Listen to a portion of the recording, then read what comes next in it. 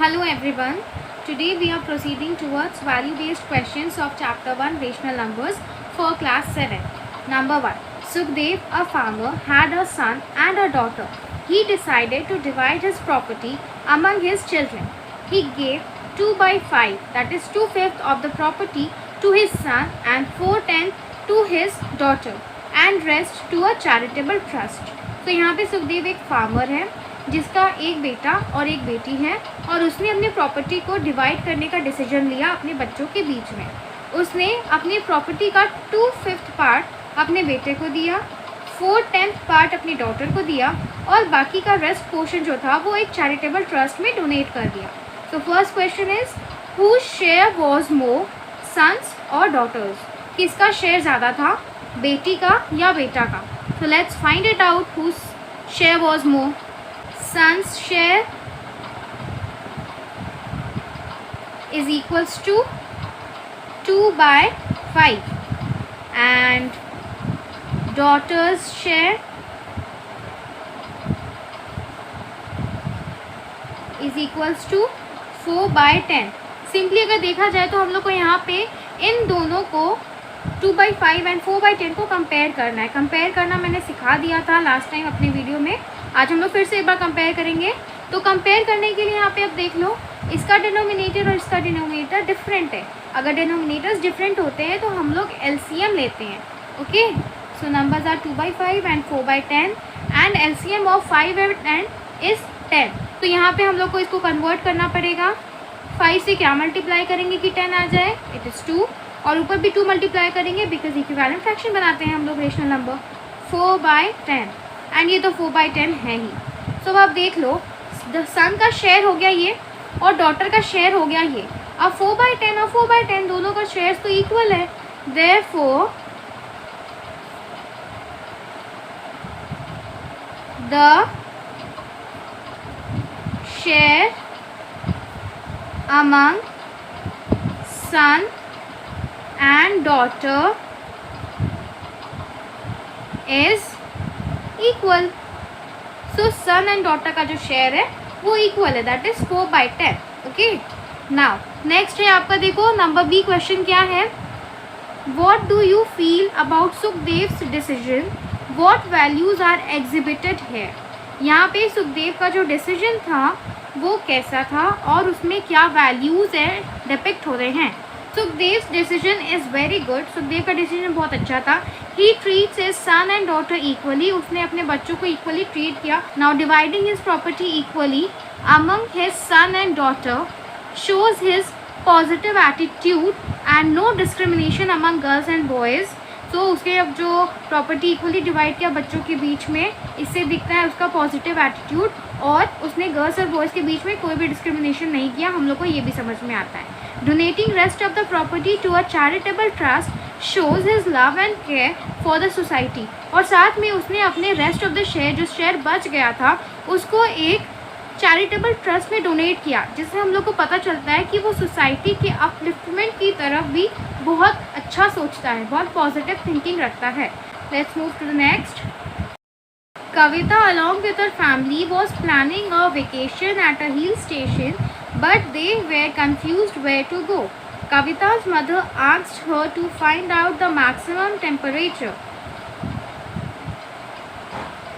of few hill stations for deciding on the place to visit.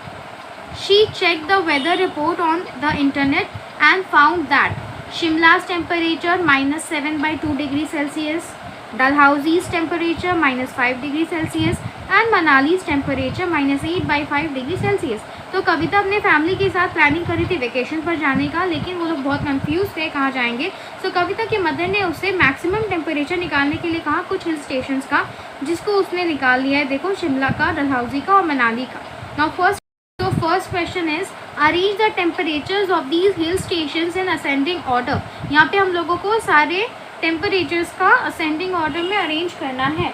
So temperatures देखो हम लोग को क्या दिया हुआ है, -7 by 2, -5 एंड -8 by 5। यहाँ पे मैं डिग्री सेल्सियस नहीं लगा रही हूँ, जो हम लोग आंसर लिखेंगे उसमें यूज़ करेंगे।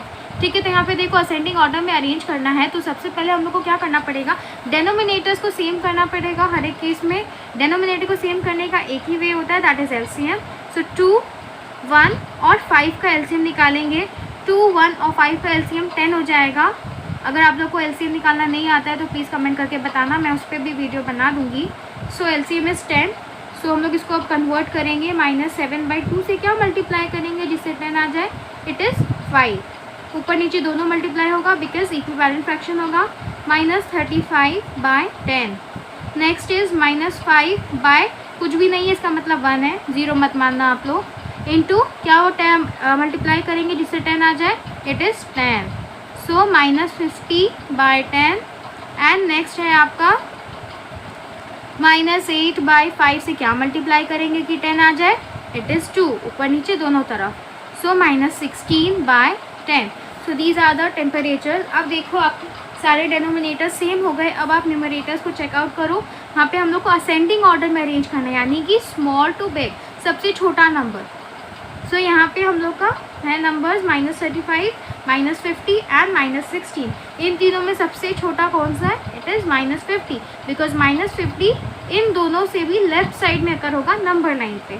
ठीक है। सो -50/10 हम लोग का यहाँ पे आप लिख लो असेंडिंग ऑर्डर। सो -50/10, देन आपका नेक्स्ट में आएगा -35/10 एंड देन आएगा आपका -16/10। बट इसको आप लोग इस वे में लिखना, -50/10 किसका वैल्यू आया था, तो इट वॉज फॉर -5।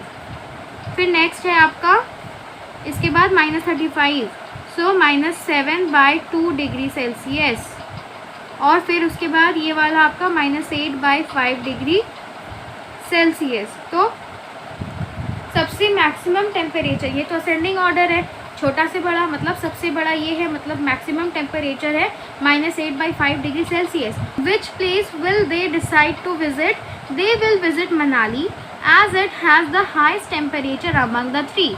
सो वो लोग मनाली जाएंगे। अब देखो next question, what values are exhibited in this situation.